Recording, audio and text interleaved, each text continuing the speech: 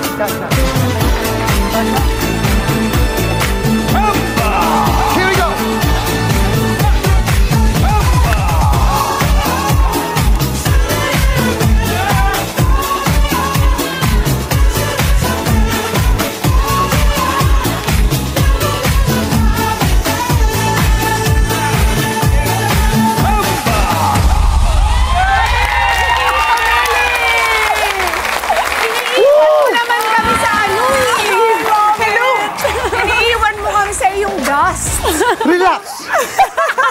Good morning! Good morning! And welcome! Welcome back to Kada Umaga. Uhay! Alam mo, dapat kanina pa akong 6 a.m. dito. Bakit 6 a.m.? Hindi mo naman natanggap ang memo. Yung last na punta ko rito, 6 a.m. nandito na ako. You didn't get the memo? Hindi. Nag-change na kami ng time slot. Hoy, Change kami ng time 10 a.m. na kayo, congrats. Yes, salamat. Malamang to maging noontime show na rin. Papunta na kami doon dahil noon time kami natatapos. At least. Di ba? At teka, painumin muna natin ng tubig si Tito Mel. Correct. Bago natin question and answer portion. Grabe ka, Alam mo, Carl, before napunta ko dito. Yes po. Stretcher. Stretcher talaga. Wheelchair. Ikaw, Carl. Pero Tito Mel, grabe watching you, ibang klase ka talaga, ibang klase ka gumalaw. Yung mga pitik, talagang pitik kung pitik. Ano pa yung pitik? Tight na tight Kasi nung bata pa ako, pinag-aralan ko na yan. It's been 30 years, right? In the business. To be exact, 35. 35 years in the 35 business. Grabe. Wow, Tito Mel. Age. Sige nga, how 63. young? 63 years old, ganyan sumayaw, ganyan gumalaw. Oo. Grabe. Hashtag na all. Oo, sana all. Ano lang, simple lang, basta kailangan happy ka. Happy. Laging smile. Smile ka lang lagi. Tsaka, meron ako magandang partner, so... Yes! Napakaganda. Siyempre. Nandito siya di ba? Yeah. Kasama siya sa iyo. At Lagi. magaling ding sumayaw. Ay, choreographer siya ng noontime Diba? show. At saka yung singgaling siya rin. Ako choreographer din siya. Hello po. Good morning. Huwag mo pupuin, hindi naman yung wag. matanda. Ay, hindi rin. Ako yung matanda. Okay po. Good morning. Good morning, Tito Mel. Thank you for being here. Bakit nga ba, Tito Mel, after 35 years, wala ka pa ring sawa dito sa pagsasayaw? Ito kasi kinabuhay ko eh. This is my life. Siya ang tumulong sa akin para umangat, para magkaroon ng bahay, magkaroon ng ganito. Kaya hindi totoo yung sinasabi na pag-dancer, walang kinabukasan. No, it's up to you. Paano mo siya gagamitin? Tito Mel, paano ka napunta sa super professional na pagda-dance? Hindi naman ako dancer talaga eh. Hindi, pero choreographer, di ba? Hindi rin ako choreographer. Oh. I am a basketball player. Okay. 1977, basketball player ako ng Lyceum. Kilala niyo si Christopher Min? Siya, mga friends ko sa Lyceum yan. So, basketball player ako. Tapos, yun, dinala lang ako ng kapatid ko sa isang show. Siyempre, tagadala lang ako ng bag. Parang nakita ko, pareho rin pala may basketball tsaka yung sayaw. Pareho rin may paamig, ganito. And that's it. Sabi ko, gusto kong subukan to. Ayun. So, nahasa muna sa hardcourt bago sa dance floor. Alam mo, magaling Ang ako mga- basketball player. Binabayaran ako para mag-basketball lang. Ang galing. Before. Pero ngayon, hindi na siguro. Ganun. Kung ganun, bakit mo siya iniwan? Hindi ko naman siya iniwan. Hanggang ngayon, naglalaro pa rin ako. Pero, kasi, totoo naman nung dati, ang buhay naman namin, hindi naman ako karanyaan, gano'n. So, kinakailangan kumita dahil kawawa naman ang mami ko because my father died mga 10 years old ako. Oo nga. So, Sino nag-alaga sa inyo, Tito Mel, nung nawala si Daddy? nung nawala ang daddy ko, ang nangyari sa akin kasi, mama ko na lang. So, nakikita ko siya nahihirapan. Wala kaming baon, gano'n. Tapos, ginawa ko, nag-tricycle ako. What do you mean? Ikaw ang Tricycle. Pag umuulan, doon ako nagta-tricycle kasi mas mahal. Oo, yun ang kinagamit kong baon.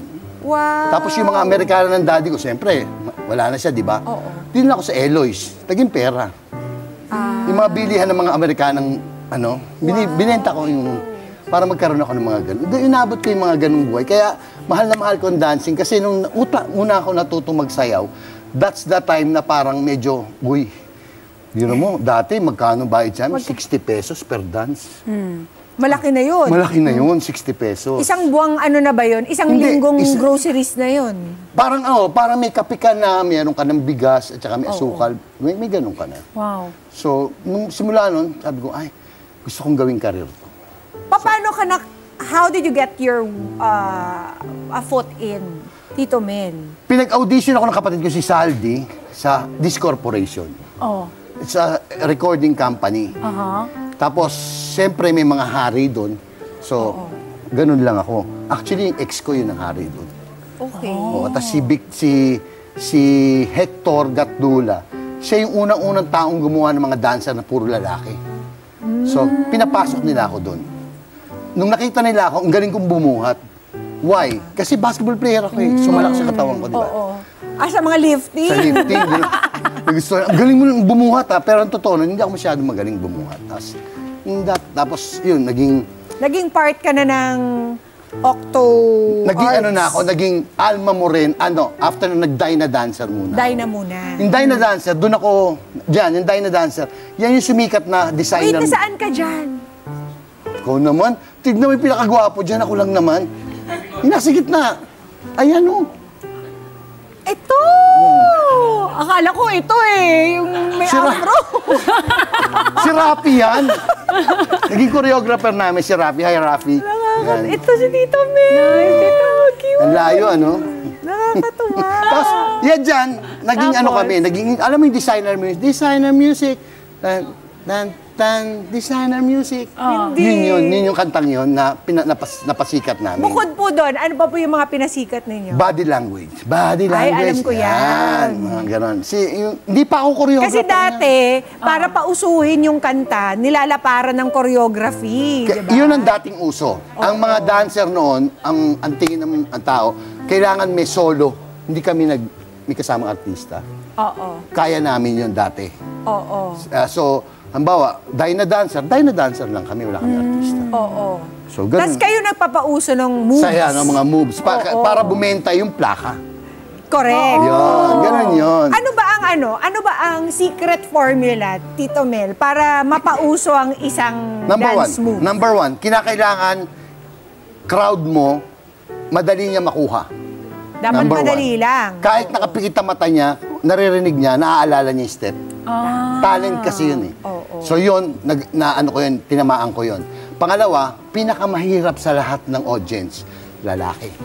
Okay. It's hard Ang to mga please. tatay, mahirap i-please. Yeah, hard to please ang Pansinin mo. male audience. Oo, napakahirap niyan. Kasi ang nanay, Pag sa loob ng bahay, sumayaw ang nanay, sinusundan ng mga anak. Okay. Pero ang tatay, magkakape. So ano dapat ang gawin para mapasama ang mga Oo. tatay? Ayan si Daddy. Ganun, mga Kailangan- daddies, oh. Sasayaw ka rin. Kailangan tamaan mo yung gusto ng mga lalaki. Eh, Which since is- na lalaki naman ako, Ayun, huli mo. huhuli ko siya. Alam mo na. Tsaka kasi di ba gumawa din ako ng mga noontime show sa ibang stasyon. Di may ginawa ko sa noontime show dan, 4 kaming gumawa. Okay. So, pagdating sa audience ng tao, nababasa ko talaga sila. Okay. Halimbawa, nakikita ko yung ganyan. Halimbawa, nagtuturo ako sa isang lugar. Meron akong sequence ko. Nakita ko may mga lalaki, pinapalitan ko. Para You ma-please ko read sila. the ano. Oo, You kailangan read ganun. talaga the audience. Feel mo Kahit yung muna. paggawa mo ng choreography, kailangan malalaman mo kung, teka, makukuha kaya nila to? O kaya, ang paggawa ng choreography is, paano ako gumagawa ng choreography? Halimbawa, nasa kalye ko. Oo. Tinitignan ko yung mga tao. Yung mga bata, lalo na yung mga bata, sumasayaw. Kaya pala, ang dami mo na pauso. Oo. Diba? Pero sa lahat ng mga tinuruan mong artista, Tito Mel, okay, bookingan na. Sino yung pinakamadaling turuan? Ano yung gusto Pinaka-favorite mo? Old na old o medyo new? Both. Of all time? Yay. Pinahirap talaga. Ako talaga both. Number one na gustong-gusto kong tinuturuan noon is Dolphy. Wow. He Tita is- Dolphy? Ako boss ko si Dolphy. Kasi yung gabi ni Dolphy, ako talaga choreographer nila. Oh, wow. So, si Dolphy, Sumasayaw pala si Tito Dolphy. Ano bang pinaka... dancer siya before. Pareha siya ng buhay ko. Pareha siya, siya sa opera house. Tapos Sa bagay. di ba ang kwento nga, nagja-janitor lang siya, nawala yung isa, tapos siya yung pumalit, tapos siya yung top dancer siya, yung Oh, wow. with Bayani. Sa bagay, yung mga artista talaga before, talagang... Magagaling sumayaw. Totoo Ano yun. Full eh. package sila. Yes, Correct. whole package. So yun, kasi si Sing, Dolphy, dance, act. paano ko siya nagustuhan? Unang-una, paano siya gumalaw, ginaya ko. Which is, Which is ano ano- ba yung mga telltale Tito Dolphy? Ganun. Kukunin mo yung galaw niya para pag tinitignan niya, okay, Amel, okay yung sayaw mo. Pwede siya lasing, okay yung sayaw mo. Si Panchito. Si Panchito, wag na natin pag-usapan yun kasi mahihirapan na ako doon. Sino pa? Sino pa mga Si favorite Alma mo? Moreno, Si Lovely after ko Nation, maging Dyna dancer, Okay. napunta na ako kay Alma Moreno. Siya ang naging boss namin noon. Si Alma Moreno naman, talaga mapipilayan ka sa kanya kasi ang gusto niya, binubuhat mo siya lagi. Minsan wala na siyang choreography, bubuhatin mo na lang. Mel, buhatin mo na lang ako ng buhatin. Nes ang tawag ko sa kanya, Vanessa. Sabi ko, hindi naman lahat ng oras malakas ako eh, di ba? So, minsan, wala nang choreography. Meron kami show. Oh, Mel, may PICC tayo. Oh, anong gagawin mo? Sabi ko, gagawa ko ng choreography. Huwag na, buhatin mo na lang ako ng buhatin. Ang gagawin ko rin yun, Tito Mel. Kasi pagbaba mong Para gano'n, walang memory di, work. ang dami ninyong lalaki, di ba? Ang dami ninyong lalaki. Pagbuhat mong gano'n, di ba? Ikot. Pagbaba mong gano'n, may kukuha ulit ng mga lalaki, bubuhatin ulit siya. Hanggang sa patapos na yung music, bababa na lang namin siya. Pose. Oh, Ang tunis, ang galing mo. Alam mo, Tito Mel, parang ako, di ba, manghirap turuan. Kasi, Ay, oo, sabi nga ni Mel. Ikaw ang lifting ka na hirap. rin, lifting. Promise, ang hirap. And then, ang daming nagsasabi, ang galing sumayaw. Sabi ko, Oo. Pero ang galing kasi ng choreographer at directors. Kayo kasi yung magaling. Kasi Ay, kayo yung oo. nagbibigay ng Hindi. buhay doon sa performance. Totoo. Ang tanong mo ba kung magaling ang artista sumayaw? Hindi. Actually, Turuan lang. Hindi. Kasi ang pagturo sa artista, ito tinuturo sa mga choreographer.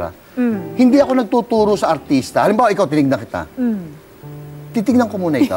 Hindi ako pwede magturo ng basta-basta. Kasi ganun yung mga choreographer eh. Etong step mo, itong step. No, hindi. Titignan ko muna ikaw.